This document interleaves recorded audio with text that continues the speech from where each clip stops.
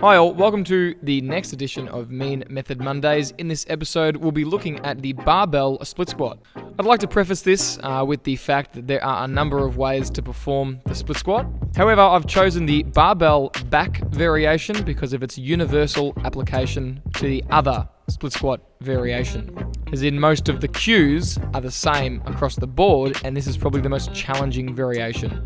Challenging as it pertains to how much load you can use.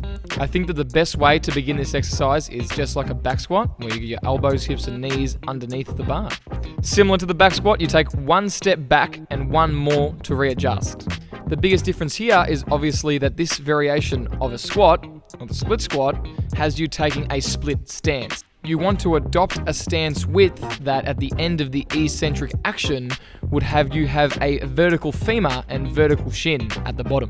This is hard to figure out at first, but with practice and just trial and error, you'll discover what's best for you, your limb lengths, and your overall orthopedic profile.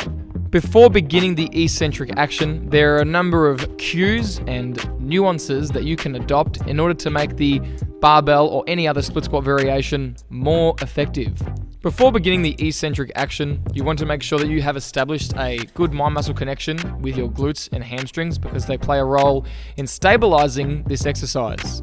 In order to do this, I tell members to make their glutes firm and to pretend like they're pulling the ground with their front leg, almost as if they're going to do a hamstring curl.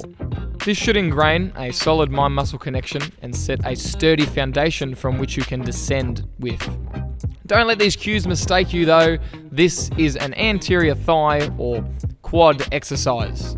So during the eccentric action, you want to focus on the front of your leg, let the back leg just bend, aiming to keep that vertical shin and vertical femur at the bottom position. You'll also notice that I don't hit the ground. Aim to hit a depth that you can comfortably manage without pain or discomfort. You don't always need to keep a vertical shin and a vertical femur. Some other variations of the split squat that target your anterior thigh more have you allowing for more forward knee travel to recruit your thighs better and make the exercise as quad dominant as possible. Another thing you want to do during the eccentric action is establish a slight forward lean so you can engage your glutes. And during the concentric action, you want to push the ground away. Make sure you stand up all the way and lock your knees out. This is to prevent you from doing accidental half reps. As mentioned, there are several ways to perform the split squat. So you can hold a dumbbell in front of you. You can hold two dumbbells by your side. You can do a front rack kettlebell or barbell position. You can use sandbags as well. If you're unable to balance, you can use an assist, like holding onto a TRX or rings. Once you've established these foundational components of the split squat, perform the desired number of reps. Once you have completed the desired number of reps on one leg, swap legs and do the other side. This isn't an exercise that you would conventionally perform for low reps, like singles, doubles, and triples. So you might want to stick with 8 to 12 plus reps. However, a number of very intelligent strength coaches have used the split squat as a means to improve unilateral force output in their athletes. Once you've completed your set, rack the bar up by making sure the bar is pressed against the back of the J-cups.